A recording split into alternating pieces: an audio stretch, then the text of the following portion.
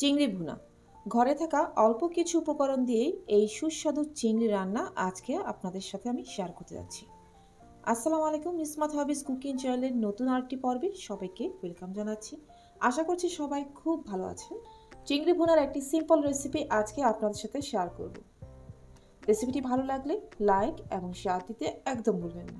আর যারা নতুন দেখছেন চ্যানেলটিকে সাবস্ক্রাইব করে পাশে থাকার অনুরোধ করছি। প্রথমে কোয়ার্টার কাপ তেল আমি গরম করে নিয়েছি। এখানে কিছু চিংড়ি ভেজে নেব। অবশ্যই লবণ আর সামান্য কিছু হলুদ দিয়ে এই চিংড়িগুলোকে আমি মেখে নিয়েছি। 6 থেকে 7টি চিংড়ির মতো আজকে করে দেখাবো। প্রত্যেকটি পাশ 40 সেকেন্ড করে ভেজে নেব। অতিরিক্ত ভাজতে গেলে কিন্তু চিংড়িটা আবার শক্ত হয়ে যেতে পারে। এপিট ওপিট করে চিংড়িগুলো ভাজা হয়ে গেলেই তুলে রাখছি। এর মাঝে আমি মাঝারি সাইজের 2টি পেঁয়াজ পাতলা কুচি করে কেটে রেখেছিলাম, সেগুলো একই তেলে ভেজে নিচ্ছি। আর একটু গোল্ডেন ব্রাউন করে পেঁয়াজগুলোকে ভেজে নিতে হবে। হালকা কালার চলে আসার পরে এবার এতে দিয়ে দিচ্ছি আধা চামচ রসুন বাটা আর 1 চামচ আদা বাটা। 1 মিনিটের মতো এগুলো একটু কষিয়ে নিতে হবে। এরপর দিয়ে দিচ্ছি গুঁড়া মশলা, কোয়ার্টার চামচ হলুদ গুঁড়া, আধা চামচ ধনে গুঁড়া আর প্রায় 1 চামচের মতো লাল মরিচের গুঁড়া দিয়ে দিচ্ছি। বাসায় যে লাল মরিচের গুঁড়াটা আমরা ইউজ করি সেটাই দিলেই হবে।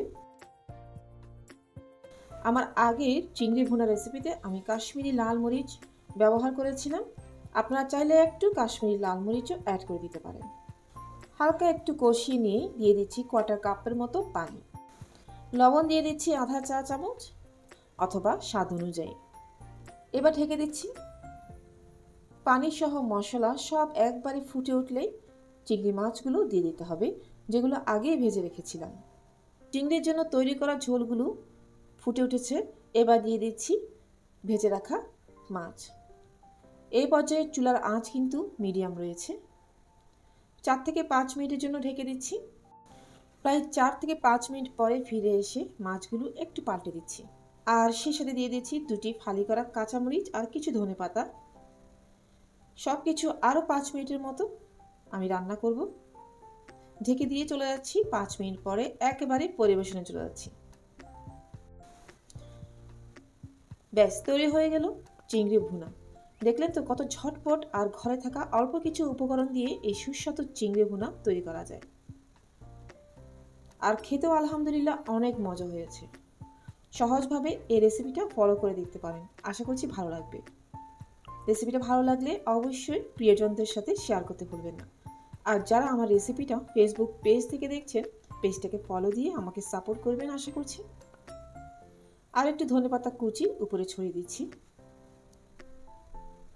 ব্যাস এই ছিল আমার আজকের রেসিপি। আশা করছি ভালো লেগেছে।